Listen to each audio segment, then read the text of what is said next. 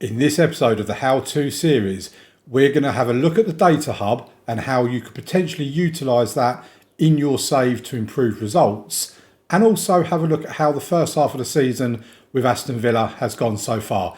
And as you can probably tell from on screen, it's going pretty well.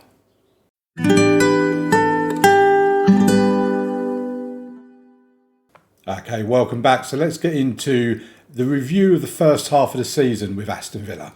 And as you can see from the schedule right here, we started off the season against Manchester City with a 1-0 win. Calvin Bassey coming on as a substitute and scoring in the 93rd minute of the game. Then we went and lost to Brighton, who for a long time have been in the relegation zone this season. They're currently sitting 17th at the moment. And that was very much a Jekyll and Hyde, beat Man City, lose to Brighton. I thought, here we go. It's going to be one of those inconsistent seasons. But after that, if we take out the competitions and only have the Premier League on here, where's it gone? There it is. We have been on a long unbeaten run after the Brighton game, obviously. We beat Chelsea 1-0, Philip Coutinho. We beat Everton 2-0, Ollie Watkins and Patson Daka.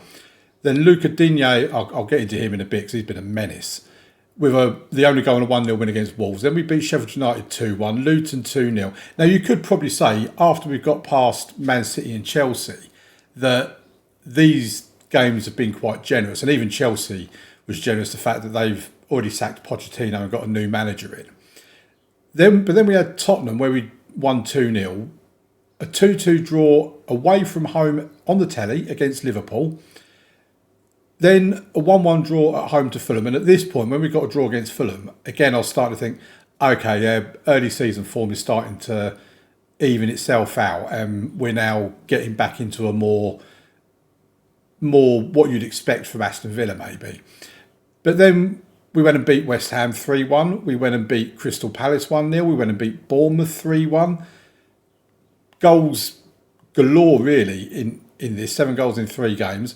But then we got and beaten Newcastle 1-0. Man United 2-1. Burnley 2-0. And then we suffered their first defeat of the season. We got spanked 3-0 against Arsenal, who are top of the table. We just was soundly beaten in that game. We was nowhere near it. Then we got beaten 3-1 by Brentford, who are currently 5th in the league, I believe. Douglas Luiz got on a score sheet, but yeah, we was soundly beaten in that one as well. Then we got an important win against Nottingham Forest in our most recent league game, beating them 2-1. Now, Tino Livramento, we're coming to a player breakdown on him shortly. He has been a star this season for us. He really has. We'll also take a look at Nicolas Pepe, because he's the player. I said in the episode when we signed him, I think it was a transfer episode, that cast aside what you think of players from their real life reputation, because that's not necessarily how it works in Football Manager, and that I believe Nicolas Pepe has what it takes to be a good player for us, and he's here on loan this season, arrives on a permanent contract next season. If we now have a look, the FA Cup has not started yet, but we do have Sheffield Wednesday at home when that does start. In terms of the Carabao Cup, we're in the semi-final against Manchester United. And as you can see, we've not had an easy run of it. Brighton, we beat them on penalties. For some reason, we're struggling against Brighton this season. Arsenal, we beat 2-0. Luca Digne and Patson Daka with the goals in that one. And Ollie Watkins with the only goal in the 1-0 win away from home on the telly against Liverpool. Now, the competition that really stands out for me is the UEFA Europa Conference League, because this has annoyed me, the fact that we drew that much. I wanted to win it.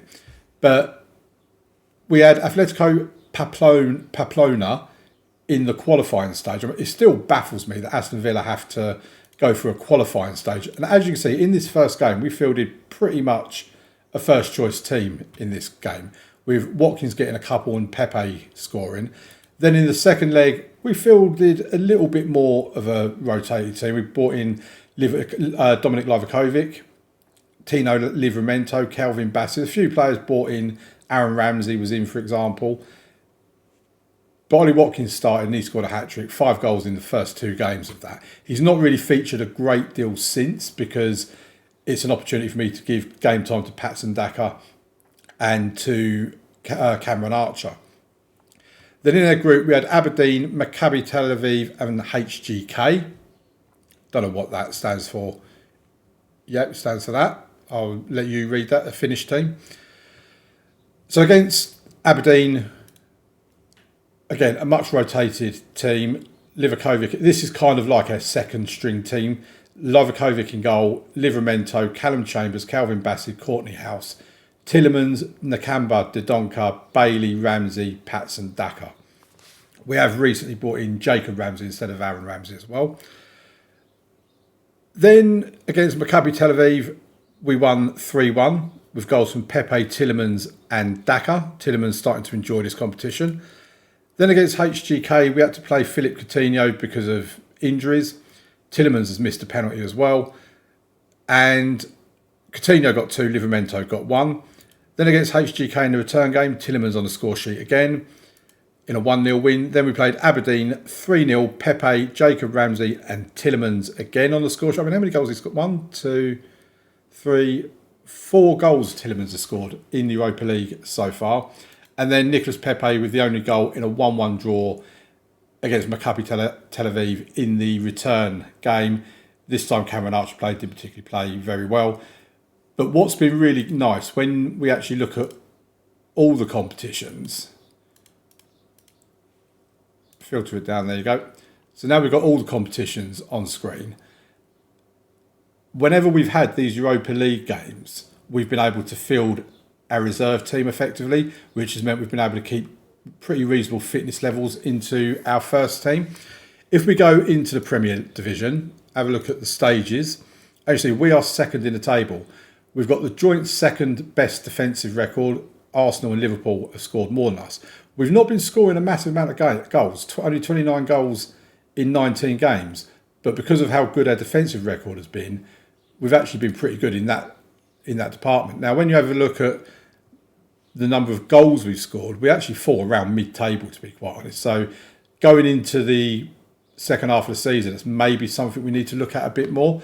If we have a look at the team detailed stats, and we'll come down here to salary per annum, and we are 8th in that, so we're definitely overachieving in that respect. Attendances, we get a pretty good attendance. We're 8th in a table on that one. When you look at highest attendance, it's going to be about the same. Now, if we look at player stats, so Victor Osimhen, who's at Manchester United, by the way, he leads with 16 goals. Haaland has only got 11 goals. He's only made 13 appearances as well. So I'm not sure if he's had a few injuries or anything. Let's have a look at his... can we have a look at his injury report? Doesn't look like it. I thought we'd be able to have a look at his injury report, but no, we can't. Okay, so I'm assuming he's had injuries to have only played... Well, why is it showing appearances now and not goals? Oh, this annoys me. No, don't want Man United. Anyway, Victor Osimhen has got the most goals in the league. Can we change this at all? Is it not going to allow us? Right, so that's shots. Goals, there you go. So, Victor Osimhen top starts there. Skamaka, who's been in really good form, actually. And Gabriel Jesus of 11. So, we've not got anybody in this area for goals. When it comes to assists, again, we don't have anybody around here either. There's Odegaard, Ward-Prowse, Ericsson, Fernandez, Mbuemo. If we have a look at a more defensive, well, let's have a look at passing. So Diego Carlos is in there for the best pass completion percentage. He's on 95%, so he's really, really good with his pass completion. Don't have dribbles made. Tackles one? Nope, we don't have anyone in there for tackles one either. Clean sheets, we have Emiliano Martinez, who's kept 7 clean sheets, but Alisson is way out ahead of anybody else. And obviously, Martinez and Livakovic are up there among the least goals conceded. Probably because they've been splitting the games fairly evenly, I suppose. If we have a look at the medical centre and have a look at our injury history, that is long. That is a long injury history. If you think from, let's do this in date order. How far back does this go? So if you think from July, 3rd of July, we have had all these injuries. We are getting a lot of injuries. We have got Patson Daka out with a broken ankle from 3 to 5 months. He's the only major injury we've had. If you look at it in terms of severity, 2 major injuries. He's part of our reserve team. I think he's certainly nobody I know anyway. Yeah, part of our under-21s. We've had some moderates, a couple of minors, and then a lot of slight injuries as well. The one person that does stand out on here is Nicolas Pepe. Now, if we look at his stats for the season, in all competitions, he's made 23 appearances, 5 goals, 10 assists. So that's 15 goal contributions and 23 appearances. He's really excelled in the Europa Conference League with 6 appearances, 9 goal contributions, an average rating of 8. The league, he's only made 5 assists, 1 goal. He's not been as good in that. But he's coming into himself. But the issue we have is with his injuries. So if we look at his medical report, these are the injuries he's had this season. I mean, it is insane how many injuries this boy has had. Some of them are on there from not this season, obviously. But so sprained knee ligaments from April 2023. So he's had sprained knee ligaments, which kept him out for 7 weeks. That doesn't affect us either. So here we go, from August. So he's had a bruised ankle for 2 days, a pulled thigh for 10 days, a bruised knee for 3 days, a pulled hamstring for 2 weeks, and a bruised ankle for 2 days. Now,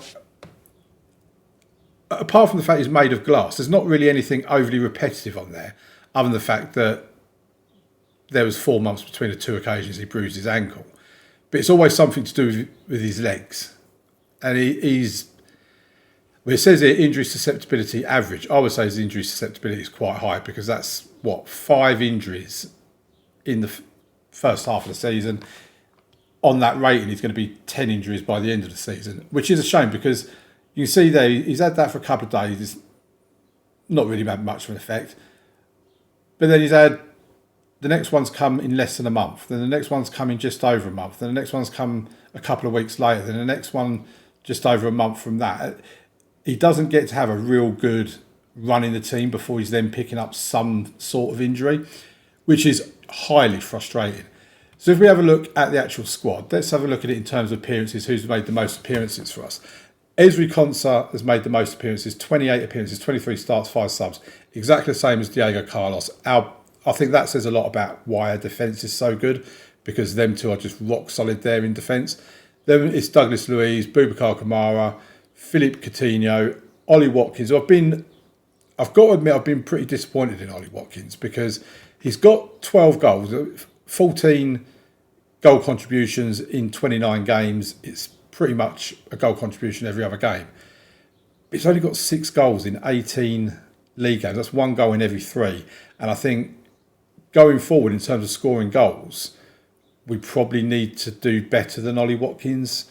I think, if we're looking at our transfer business for the summer, and the whole point when you're playing this game, you need to be keeping an eye on what business you feel you need to do in the next transfer window. Certainly for the summer, I think we need to prioritise a striker. We need someone there that's going to be able to bang the goals in for us. Ollie Watkins is doing a reasonable job, don't get me wrong. But we could do much better than him, quite honestly. Then Matty Cash, John McGinn, Nicolas Pepe, Luca Digne. Look at this. 2 red cards he's picked up this season, both of them in the league. He is an absolute menace. He's not picked up a red card in a while. He picked him up, I think that was in the first half of the season that he picked up them 2 yellow cards. It's absolute madness that he just picks up 2 red cards in the first half of the season.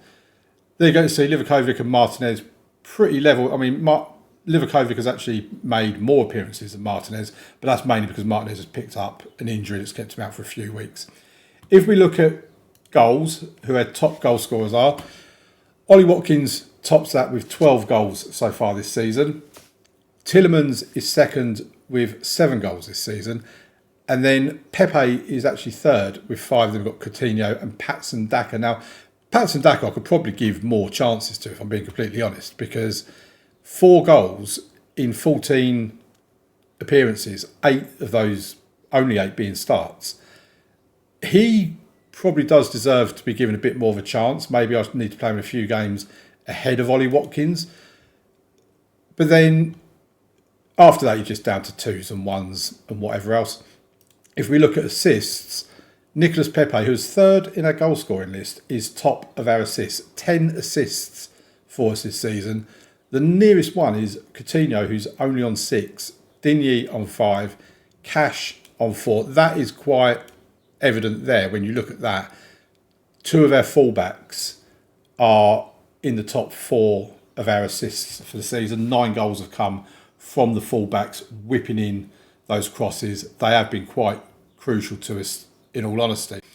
Now, in terms of finances, and we've had a bit of a situation where we're overspending on our wage budget. Now, I'm going to put something on the screen roundabout now that's going to show you how they've slashed our wage budget, because we weren't overspending. Our wage budget was something like 2,880, and we were well under the wage budget, and we had about 20 million left in the transfer budget.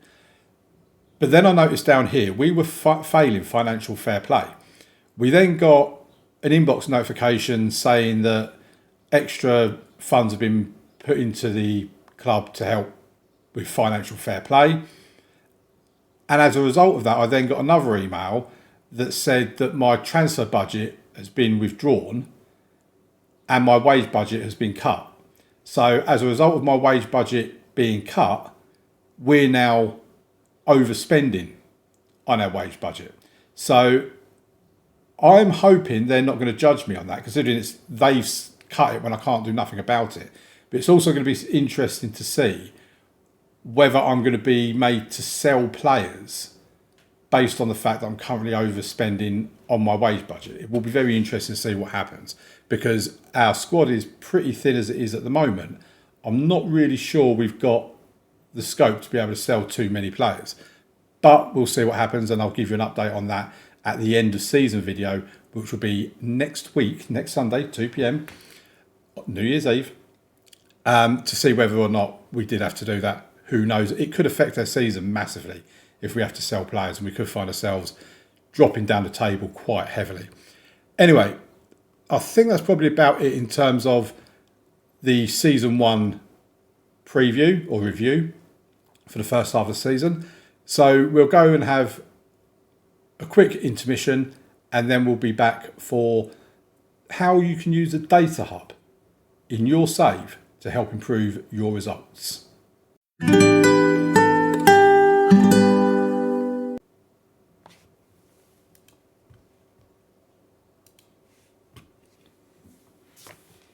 Okay, so here we are inside the data hub. Now, it's worth remembering, when you first start a save, you will not have access to the data hub. I think it's for the first 3 games, like competitive games of your save. So it'll be throughout your first pre-season.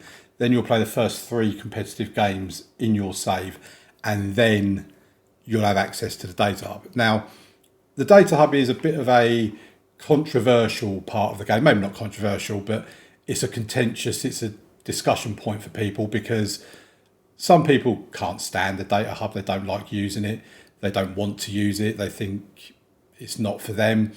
Other people absolutely love the data hub, and they spend hours every time they're on the game within the data hub. You also get some people that are a bit like me that go into it occasionally, once in a while. I can't pretend I'm a massive user of the data hub, but I certainly can tell you that if you do get enjoyment from it, you can absolutely lose yourself for hours studying before every single game you play. And if that's how you want to play it, fair play to you. You go ahead and play that game. Like I say in every episode of this how-to series, it's about playing the game the way you get enjoyment out of it. Now, when you click on Data Hub, this is the first thing you'll see. So this is an overview. Exactly as it says, it's an overview of your team's performance. So team performance, team attacking. This tells you a whole series of different things, and it will give you a little synopsis here. We are performing above average in attacking statistics. So if you don't understand all of this stuff here, then this basically just tells you what that means is we're performing above average in attacking statistics. When it comes to team defending, we are performing well above average in defensive statistics, which is great to see. And obviously you've got here the expected goals against per game, clean sheets, tackle percentages, all this sort of stuff around here. And you have in the middle, the grey bit is your Premier League average, and then the yellow part is where you're performing against the Premier League average. So as you can see, the conceded per game ratio, we are above average. Now, it doesn't mean you're conceding more per game. It means you're performing better than the Premier League average in terms of how many goals you concede per game. So effectively it means you're conceding the fewest goals per game. And this is where some people get confused, that they see that it's greater than and they think it means you're doing more than. So again, expected goals against per game, where we are above the Premier League average doesn't mean we're conceding, or doesn't mean our expected goals against is higher. It means we're performing better than the Premier League average. So there's fewer XGA for us than what there is for the Premier League average.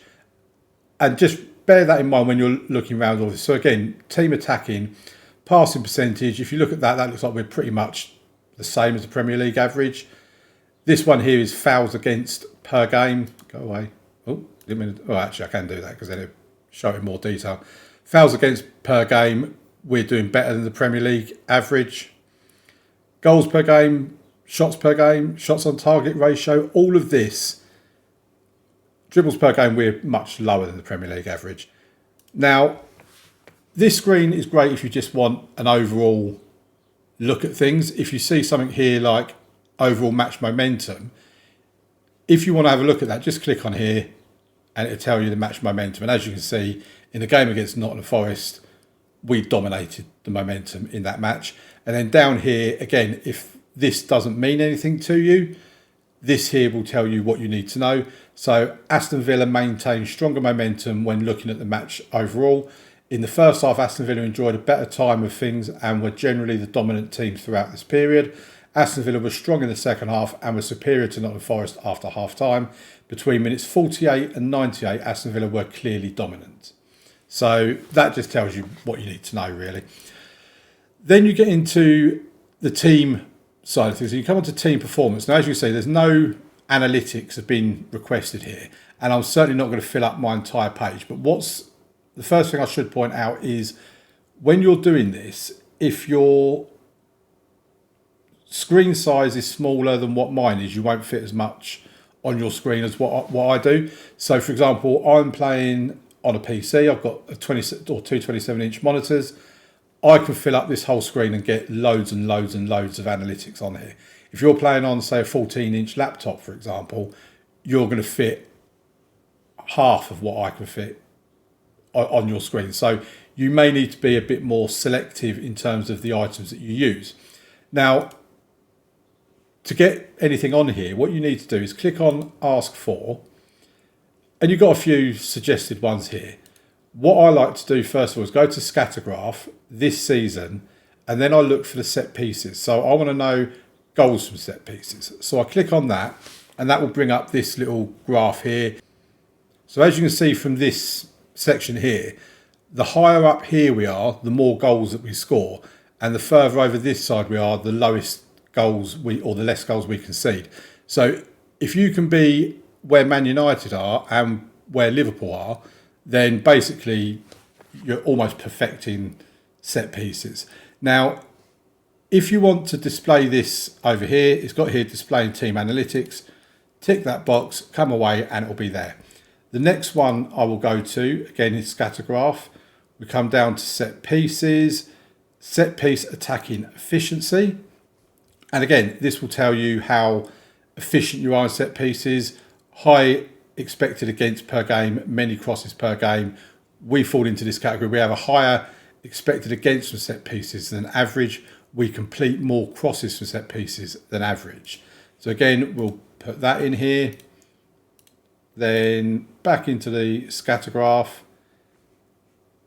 and we'll go to set piece defensive efficiency. For me, if you're going to use this kind of thing, it's best to have it in some sort of logical order. So I want these set piece things to be here first because they're all set pieces all together. Now, if you're the kind of person that likes things like match tilt and all this sort, or pitch tilt and all this sort of stuff, you've got more set piece stuff here. There's so much you can utilise from this screen. So the XG table, if you want that, bung that in there. You fit that up there. If you want zone maps, you want to know what your defensive actions are, ping that up there. And basically, just go through all of this and pick what you feel you need. You can always change it as well. It doesn't need to be, if we want that one in there, we'll bung that. This isn't set in stone. It doesn't mean once you put it here, it always stays there. If you suddenly decide, actually, do you know what? I don't want the pass map. All you've got to do is highlight it, untick it, close it. And then you can bring something else up. So it may be that you're noticing that your defence is in need of a lot of work. So therefore, you're going to have a look at your defensive statistics. But then later on, your defence is fine, but now you're struggling to score goals. So you want to have a look at your attacking statistics. If, like me, you've got a screen as big as mine, you can fit all of that on here anyway. But if you are on a smaller screen, a laptop, something like that, then you can easily just remove and add things as you need them. You then got the analyst report in here. And this can be quite useful if you're one of these people that will use various different... I tend to play one tactic and stick with it until the game tells me that I need to use another tactic. And you'll know that because you'll get an email that comes up. You'll be on a poor runner form and it'll say, oh, you're refusing to experiment with different tactics or whatever it says. You'll know it when you see it. Basically, then that's why in the tactics screen, we have got 3 tactics that we're training, so we can go to a different tactic if we need to. Now, so that tells us formations used 100% of the time, plus 17 on the clear-cut chances.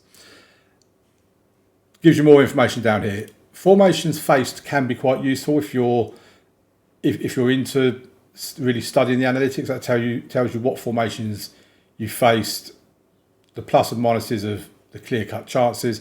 4-2-3 ones we faced 33% of the time. The opposition has created 5 more clear-cut chances than us. So basically we struggle more against that formation than any other formation that we come up against, is what this is telling us.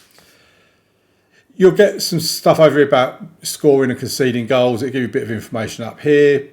Then you can go into the shots, and this here just tells you where your shots land.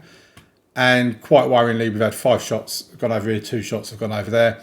You can either have it as a number or a percentage, just toggle between it as you choose.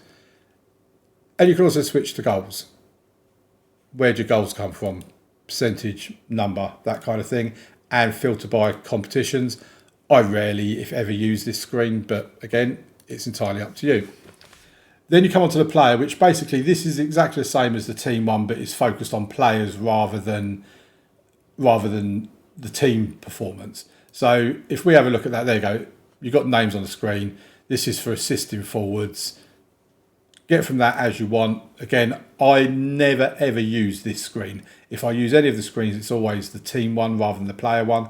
But again, if you want to know about players that are doing well and doing poorly, maybe you want to retrain them somewhere and the statistics can help you back up the fact in your own mind that you need to retrain them on something, then you will get a lot of use out of it. I'm not saying it's a screen that you shouldn't use. I'm not saying it's a bad screen.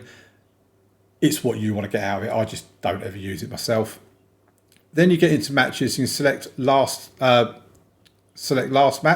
So the last match against Nottingham Forest, it gives you your XG, your statistics here. So last match XG performance. If we click on that, we can see that we were basically higher on the XG for most of the game. And again, it will give you more of a breakdown here. You get previous match reports over this side as well. Then you can go to last 5 matches. And again, it gives you the plus and the minuses on here. What you can also get from here is if you want to select opposition long range shots, that shows you the long range shots. If you want to have a look at any of these, again, just click on them and it'll show you on the map what you need, what the information is, basically. Again, it doesn't tend to be a screen I use a great deal. Next opponent. So this is quite interesting because, like I said before, I don't really use the data hub unless things are going badly for me and I feel I need to use it and whatever else. I came into here for the match against West Ham, and on here there was dotted orange lines between the left back and the left-sided attacking forward. I think that was Paqueta there and might be Cresswell there. And the dotted orange lines basically mean they play poorly when playing against each other. And that was they're obviously down their left. So what I decided to do was I came into our tactics and clicked on in possession, and I turned those on to focus play down the right and to overlap right. I wanted to cause as much problems down our right, their left, where they've got two players that don't perform very well together. So I've done that, focus play down the right, and if you look at our statistic, this is who we have down our left hand side. Usually it's Matty Cash with Nicolas Pepe, and Kamara might edge over there as well. If we go to the schedule and find the game against West Ham, it weren't that long ago, there we have it. So, no, it weren't that one. Where are we? Yes, it was that game. Must have been that game. It's the only time we've played them. So if we can click on it, thank you. Now, Matty Cash, right hand side. If we look at this as well, Nicolas Pepe, 2 assists. We killed them down the right hand side. We really did. Nicolas Pepe got 2 assists. Matty Cash got a goal. It proved to be worth doing. And that's the one thing I would say is that if you can get anything out of it, then by all means go for it. This isn't telling us anything in particular. The summary says this should be a close contest between two very evenly matched teams. They are well below us in the league. Tottenham play a controlled possession style. This is about their expected tactical way of doing things. A tactic that focuses on retaining possession and pressing high to win the ball back. Looks to play out of defence and create chances through patient, short passing build-up play. And then it tells you about the set pieces. Now, for me, this doesn't tell me a great deal. It might tell me that we might want to press high, so that because they're going to be playing the ball out of defence, put pressure on their defence. I'm not going to do that. The only time I will really use this at the moment, at least, and I'm probably going to use it a bit more going forward now I've seen that work, because it was one example. You know, that could just be an absolute one-off, doesn't mean it works like that. And I doubt it will work like that every time. But it was very interesting to see that they had an issue with two players playing poorly down the left-hand side. We focused play down the right, and we absolutely butchered them down that right-hand side all game long. Then you've got your next opposition performance. Again, this gives you all of this sort of stuff. Then you go into scout report, and this will tell you what your scouts have to say about the various different players. Now, Harry Kane, he is still at Tottenham. So this is obviously in our world. It's not in the original or whatever. It's in the one where no transfers have taken place. So he's not gone anywhere. He's at Tottenham till the end of 2025. So he signed a new contract by the looks of it. They have got James Maddison, which is quite interesting that he still ended up at Tottenham despite the version of the game we're playing in. And this will tell you about the average ages, the average heights, weights, blah, blah, blah, blah. It tells you the strengths and the weaknesses. By all means, analyse this if you want to. Maybe you'll be able to find something here that you can focus in on in your game just to try and give you that little bit of extra edge. Then you've got your analyst report. Again, similar to what we've already seen. Click on these. It will highlight and show you the on pitch side of it. Gives you the green and red, so you know goal analysis, penalty area centre 52%, but they also concede 65% from the centre of the penalty box. That might make you decide that you want to focus play through the middle so that you can get more chances from the centre of the penalty box. Through balls, 56% they score. Through balls, 37% they concede. Again, look at it, make what you want of it. These are the formations that they use. Then you've got your stat pack, which basically this will tell us that Harry Kane has got 9 goals in 6 games. Ollie Watkins, 16 games, sorry. Ollie Watkins has got 6 in 18. Kulusevski tops their assists with 5, but Philip Coutinho is topping our assists. This is in the league, obviously, with 6. And then shots on target will be Ollie Watkins has got more shots on target, but scored less goals. And in terms of actual shots, James Maddison's actually had 34 shots in 15 games. So he tends to get over 2 shots a game. It might be an idea to try and stop him from getting so many shots on goal. And then you come into previous meetings, and that just tells you what's happened in the previous games between you. We've played once. We won that game 2-0. It was at our ground. And as you can see here, Diego Carlos and Philip Coutinho got the goals. Coutinho also got injured. If you've played them more than once, you can select between how many games you've played them to see what they are. You can also usually, don't know where it is now, but you can usually have a look at filter the competitions. That's the one. If you don't necessarily want to know about the teams, you might want to know about the managers. You just click on that. Now, what is quite interesting, we go into the competitions and have a look at managers. So this screen will tell you how long managers have been at the clubs and whatever else. So you've got Mikel Arteta is still at Arsenal, he's very secure. I'm untouchable at Aston Villa. As we look down the list, Eddie Howe is the Burnley manager. So he was Newcastle manager, got sacked. He's literally, by the looks of it, he's not even been a day in the job yet. So he's literally just rolled up into his office at Burnley. Ernest Valverde is manager at Chelsea. Pochettino has been sacked. That happened 19 days ago. Hodgson, Dyche, Silva, Klopp, Edwards, Guardiola, Ten Hag. And there we have Antonio Conte has made his return to English football. So Newcastle and Chelsea both appointed new managers on the same day. Cooper's still at Forest. Heckingbottom's still at Sheffield United. Arne Slot is at Tottenham. Big Ange, that's the one. Big Ange has gone. And then Moyes and O'Neill still at their clubs. So that's what, 4 or 5 clubs have changed managers so far this season. So I always find that quite an interesting little screen to look at. And it'll be interesting when we come back next week for what will be the final episode of this how-to series to see how many managers have actually lost their jobs. Now, as for next week's episode, like I say, that will be the last in the how-to series. After that, we've got something quite fun planned. Can't tell you what it is yet because it could spoil things. But hopefully it will also appease some people as well. So thank you very much for watching, folks. Please leave a like on the video. Subscribe to the channel. Turn your notifications on if you want to see more of my videos coming up. Check out some of the playlists, the Luton Town playlist and the Beta Save. Check out the Bottoms Up playlist as well, the how-to playlist. And there's also a little bit of Minecraft and Dinkum and all that sort of stuff on the channel if you want to check that out as well. As for this one though, thank you very much for watching. Hope you have a great Christmas day tomorrow. Happy holidays, whether you celebrate or not, whatever you're doing. Hopefully you've got a bit of time off work as well.